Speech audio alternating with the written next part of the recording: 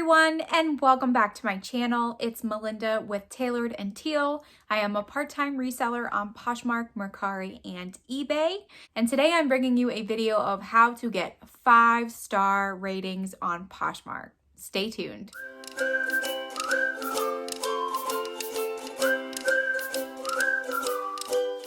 So this is solely based on my own personal experience, and I want to show you up here all of the ratings that I've gotten.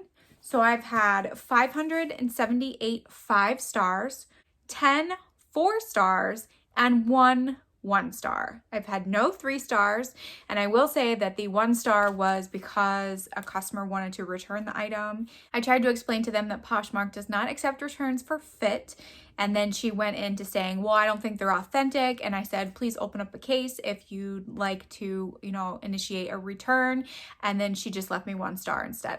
So you can't win them all. I tried to be as nice as I could, but I have been successful in getting mostly 5 stars. So here are my top 5 items. They're in no particular order. I just kind of jotted them down. So number 1, be completely honest with what you are selling. If there are flaws, make sure to note them. Another tip I like to give, and I do this on my own listings, is I will use my iPhone markup tool and I will actually circle the flaw. Anything that I think someone could think is a flaw, I will notate it, and I will also circle it so that they know exactly what they're buying. And don't worry if the item has flaws. People still buy flawed items all of the time. Number 2, be detailed in your description. I try to use as much space as I can of the 500 characters that Poshmark gives you, and this includes describing the texture of the fabric if it's not a clear like cotton or polyester blend, if it's super soft, if it's a chunky knit, describe it in those types of words.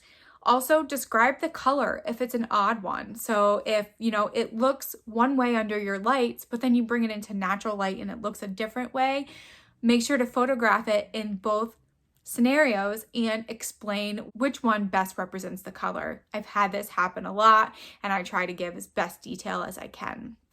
Number 3, this is a controversial one within the reseller community. Provide measurements. This is not hard to do. It is time consuming, but thinking of this through the customer's eyes. So when I buy something, I would love to know the measurements, especially in my chest area, so that I can make sure that I'm actually going to fit in the garment. Also, we know that Poshmark does not let you return items for fit, but you didn't give any measurements. That's not fair to the customer. I think that measurements should be provided. Here's a breakdown of what I include. So for pants, I do waist, hips, length, inseam, and rise. Shirts, I do chest, length, and sleeve measured from the pits.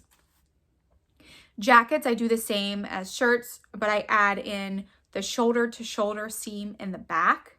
For belts, I do how wide it is and also the total length of the belt itself. Purses and bags, I measure across, and I also measure down and the width on the bottom, and also the strap drop, which is where the strap is when you hold it and when it drops down to the actual purse itself. And for hats, I like to include the inside rim measurements, so what in circumference it is. These are not all of the measurements I provide. Obviously, I'm also giving measurements for home goods and things like that. I just think that as a buyer's perspective, it really can help, especially if someone has different measurements than what is the norm. Number 4, have good communication with your buyers. Try to answer all questions in a timely manner. I know that there are some people out there that don't answer questions at all, which that could lose you a sale. I'll just be honest. So I try to at least answer questions within a half an hour. I do have notifications on my phone, so if someone comments on something, I look at it quickly. And if I'm not near my inventory, that's okay. I let the customer know I'm not by my inventory, but when I get home in a few hours, I will check and let you know. This has happened many times, and sometimes it does result from a sale, sometimes it doesn't. Every time someone buys something, I will tag them on the listing. I will thank them for their business, and I will let them know when they can expect their package to be mailed out.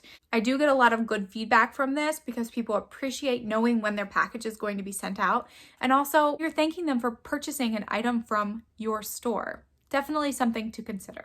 And then the last one is kind of self-explanatory, but I feel like it has to be said.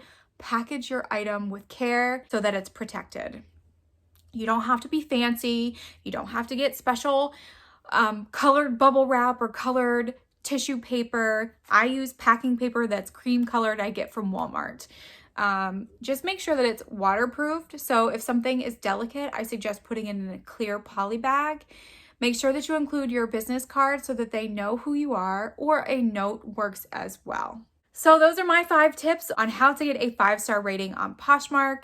If you have any tips, please leave them below. I'd love to expand my knowledge and hopefully we can help each other out on this topic. Make sure to give this video a thumbs up. If you haven't subscribed yet, please consider subscribing. I put up videos at least once a week and they're all reselling related.